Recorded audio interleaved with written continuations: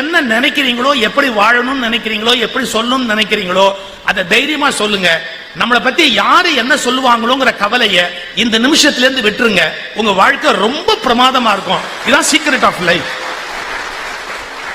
நீங்க எவ்வளவு நேர்மையா வாழ்ந்தாலும் உங்களை குறை சொல்றவன் சொல்லதான் போறான். அவனுக்கு அதுல ஒரு சந்தோஷம். உங்க நேர்மையை பக்கத்துல இருந்து அவங்க பார்க்க முடியாது.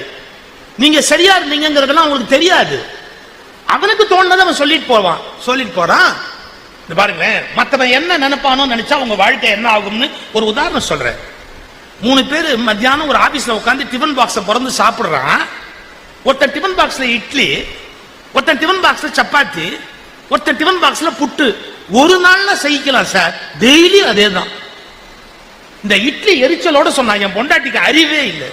தினம் இட்லி கொடுத்தா மனுஷன் எப்படி திங்கிறதுன்னா, உடனே அடுத்து கொஞ்சம் நான் என் பொண்டாட்டி மூளை இல்லாத புட்டு வச்சிருக்கிறா, தினம் புட்டு சொன்னாலும் கேட்க மாட்டேங்கிறா அப்படின்னு.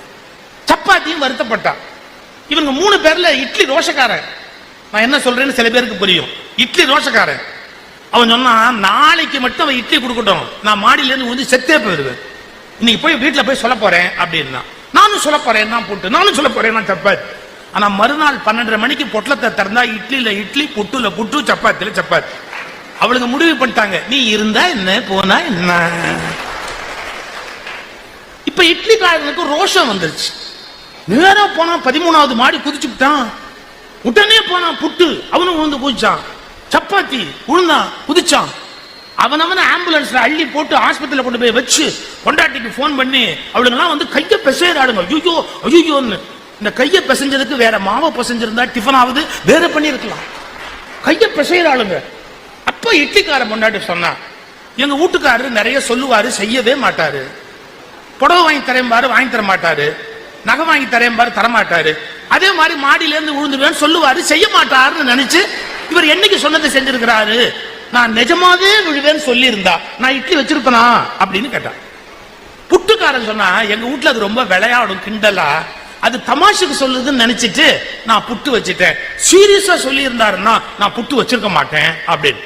அப்ப சப்பாத்தி ஒய்ஃப் சொன்னா ஒரு வார்த்தை, எனக்கு ஒண்ணு புரியவே இல்லை. மாவு பிசைஞ்சதும் அவர் தான், சப்பாத்தி போட்டதும் அவர் தான், பேக் பண்ணி வச்சதும் அவர் தான். அவரும் ஏன் உழுந்தாருங்கிறதா எனக்கு இன்னைய வரைக்கும் தெரியல. இவ்வளவுதான் சார் வாழ்க்கை. அவன் ஏன் உழுந்தான் தெரியுங்களா? இவன் 2 பேரும் உழாட்டி நம்மள தப்பா நினைப்பானேன்னு போய் உழுந்தான். இன்னைக்கு சொல்லிட்டு போறேன், எவன் என்ன நினைச்சாலும் என் மனசாட்சியின்படிதான் வாழ்வேன் என்று நீங்கள் வாழ பழகினால் உங்களுக்கு வாழ்க்கையில் துன்பம் இல்லை, துயரம் இல்லை, வருத்தம் இல்லை, கண்ணீர் இல்லை.